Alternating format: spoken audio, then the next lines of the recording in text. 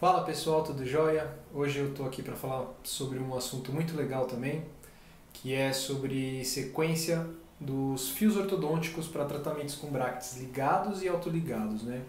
Qual é a sequência, se existe uma sequência ideal para a gente fazer esse tratamento? E se existe diferença em tratar com bracket ligado ou bracket autoligado, tá? Então primeiro a gente tem que entender um pouquinho como se comporta, né? Como é o comportamento dessa relação bracket-fio nos casos de ligado, né, convencional ou brackets autoligados, ok?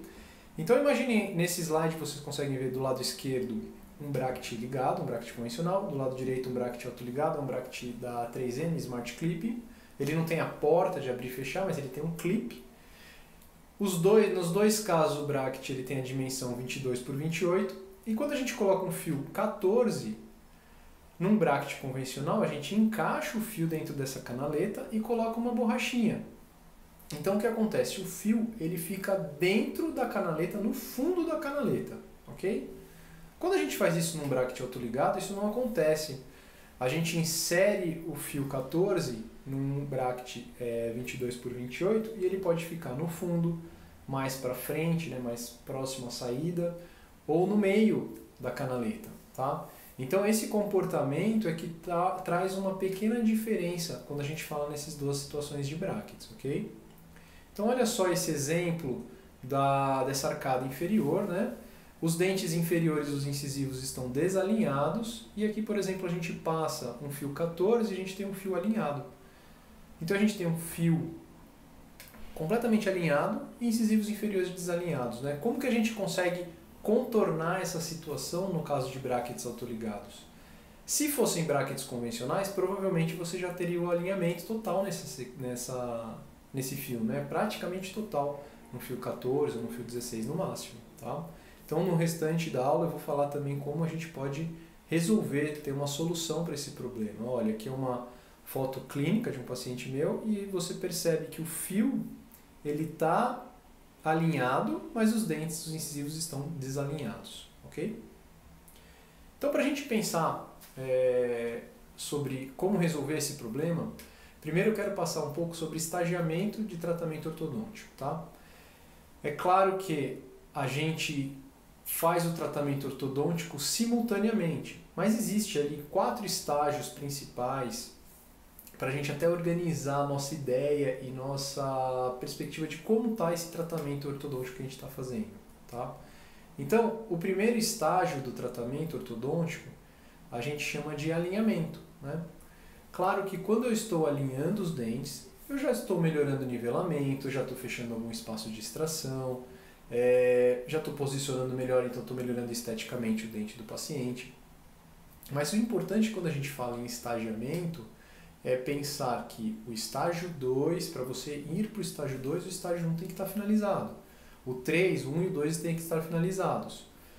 Então o primeiro estágio é o alinhamento, o segundo a gente vai falar que é o nivelamento, o terceiro é fechamento de espaços ou mecânica ortodôntica, né, como elásticos, distalização, enfim, a partir de mecânica.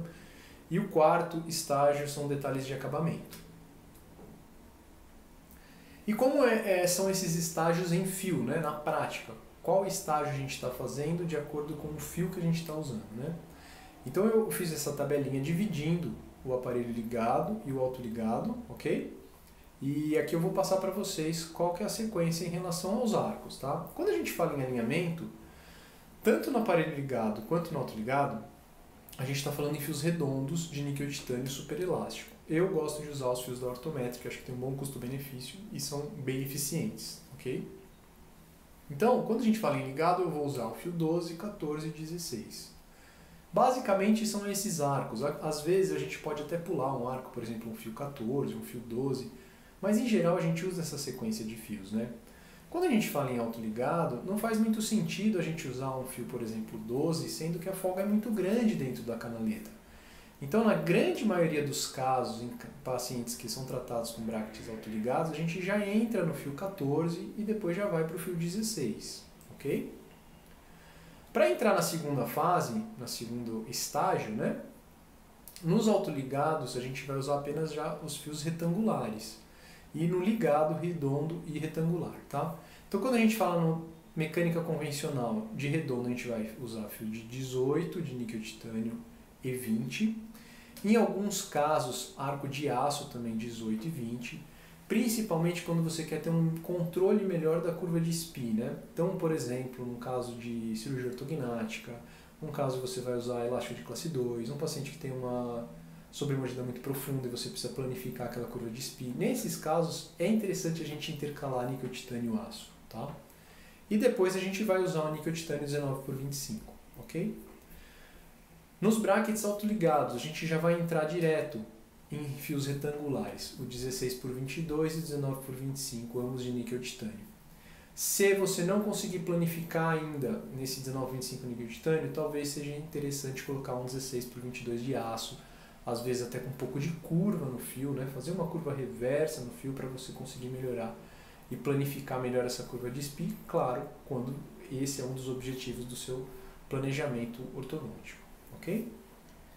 Já a partir do terceiro estágio, a gente vai ver que é o mesmo fio para ambos os arcos, tá? Ambos os brackets. Tá? Se a gente fala em bracket ligado ou autoligado, a gente vai usar o mesmo calibre de fio. Então, na mecânica é um fio 19 por 25 de aço, geralmente. Tá? Em alguns casos a gente usa 17 por 25, né? Por exemplo, uma mecânica de distalização, que eu quero um pouco menos de atrito. E para finalização, eu já estou pensando num fio também 19 por 25 para controle de torque, mas ele bem flexível. Então eu vou usar um fio braided, que é um fio bem interessante para a gente fazer a finalização ortodôntica. Ele aceita algumas dobras, então você pode fazer um inset, um offset, enfim. Você pode fazer pequenas correções no arco quando precisar refinar esse caso no final, ok? Mas aquele problema que eu passei para vocês, né, no começo da aula, eu vou finalizar agora falando sobre ele, né? Então, um caso em que o paciente está ainda em fase de alinhamento, você quer ir para a fase de nivelamento, mas o alinhamento não está totalmente concluído, né? Então, como que a gente pode solucionar esse problema? Aqui um outro caso do meu consultório, esse paciente está usando um bracket da Bizil, hoje em dia a gente não tem mais esse bracket para trabalhar. Observem que ele está com apinhamento nessa região, ele já estava com fio 16, esse paciente. Então a gente sobrepõe dois arcos.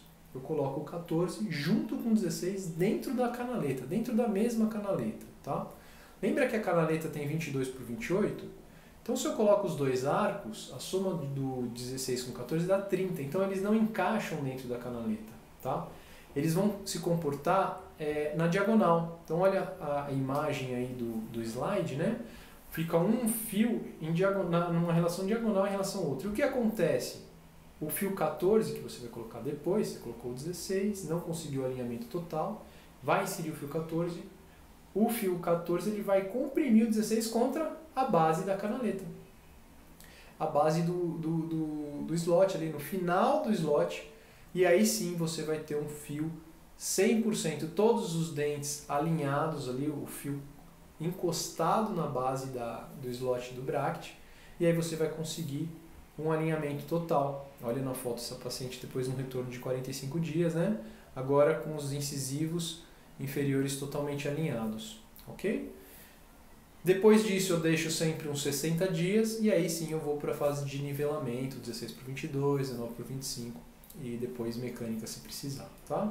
Então aqui um exemplo também de outro paciente, aquele que eu mostrei no início da aula, os dentes não estavam 100% alinhados e na finalização aí os incisivos totalmente alinhados.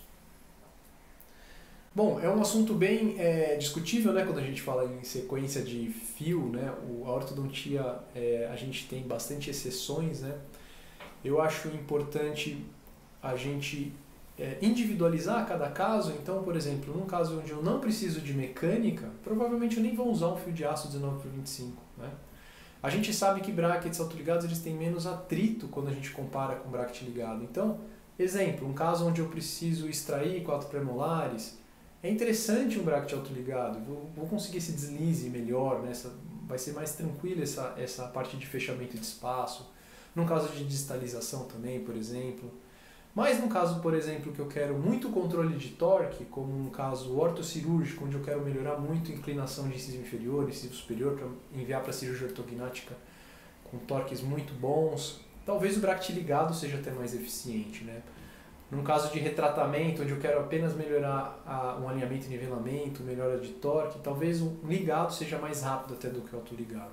Tá? Então eu acho que o importante é isso, é a gente ter a maior opção possível de aparelho para tratar o nosso paciente. Hoje em dia a gente tem bracket autoligado, ligado, alinhador, estéticos. E individualizar, dependendo do que você precisa realmente, você indicar para o seu paciente a melhor opção para ele e também para a gente trabalhar e ter um melhor resultado. Espero que vocês tenham gostado do vídeo e a gente se vê numa próxima aula.